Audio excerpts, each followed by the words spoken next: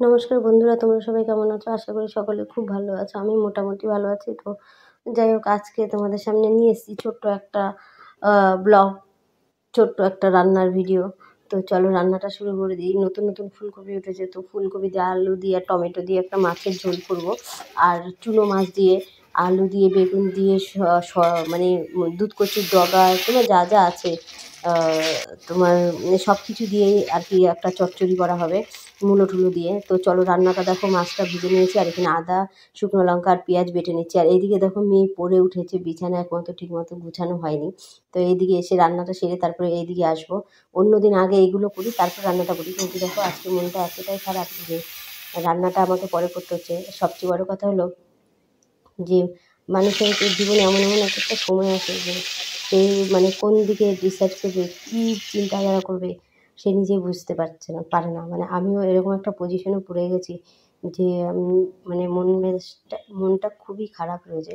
তো যাই হোক, তা সত্ত্বেও আমি রান্নার ভিডিও তোমাদের যা পারছি দিচ্ছি। জানি আমার ভিডিও খুব একটা বিশেষ কোনো ভালো হয় না, তা সত্ত্বেও আমি তোমাদের বলবো যে প্লিজ ভিডিওটা অবশ্যই দেখো, লাইক করো, সাবস্ক্রাইব করো, পাশে থেকো। আর অবশ্যই দেখি, চেষ্টা করে কতদিন ভালো ভিডিও তোমাদের জন্য আনতে পারি। কিন্তু হ্যাঁ বন্ধুরা, যে যে জায়গায় না থাকে সে সে মানে তার মর্মটা সে বোঝে না। তো আজকে আমি এমনই একটা জায়গায় রয়েছি যে মানে বুক ফেটে গেলেও আমি মুখ দিয়ে কিছু বলতে পারছি না। প্রচণ্ড কষ্ট হচ্ছে। মানে যখনই একটা ভালো কিছু আমি করতে যাচ্ছি, তখনই কিছু না কিছু একটা বাধা এসে ঠিক আমার সেই মানে ভালো কাজটা, ভালো কর্মটা আমার বাধা দিচ্ছে। তো বহুত কষ্ট করে তোমার দাদা আর আমি সংসার চালাচ্ছি বন্ধুরা।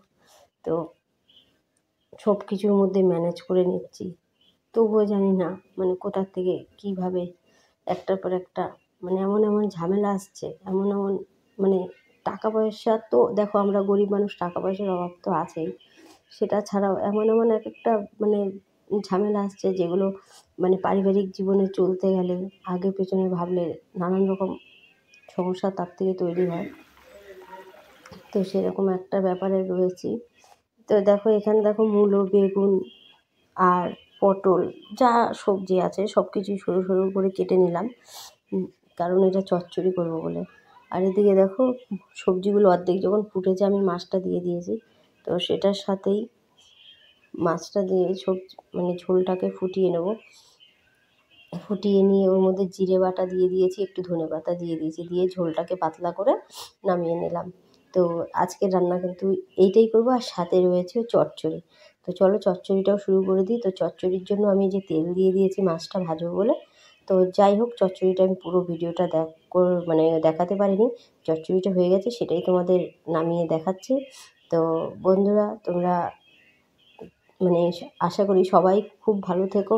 আর তোমরা ভগবানকে বলো যাতে তোমাদের বাচ্চারা সবাই খুব ভালো থাকে, যাতে আমাদেরও বাচ্চারা খুব ভালো থাকে। তার কারণ আমি এমনই একটা পজিশন দিয়ে মানে যাচ্ছি যে আমার অনেক স্বপ্ন কেমন যেন ভাঙার দিকে চলে আসছে।